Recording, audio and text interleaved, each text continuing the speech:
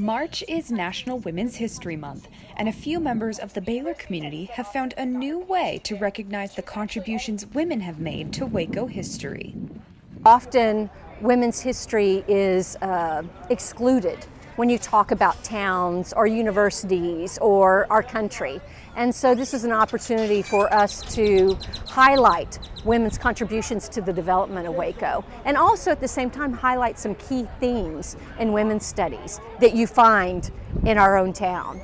Organizer of Waco Walks, Ashley Bean Thornton, said the different elements of Waco's history are what make the walks fascinating. We have the Old South and the Wild West kind of coming together, and some of those elements, and then also the religious element from Baylor, and all of those things mixed together just make Waco a really interesting little whirlwind of history.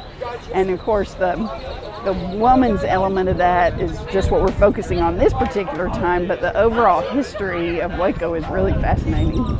Lake Forest, Illinois sophomore Sarah Trammell has been researching the history of women in Waco since January, and said because she's from Illinois, she didn't know a lot about Waco's history, but was astounded by what she found. It's been really cool to see how many women there have been from Waco who are influential in Waco, or even influential outside of Waco, outside, in Texas or even in the United States. The 1 mile walk highlighted different landmarks such as the Suspension Bridge and Waco City Hall.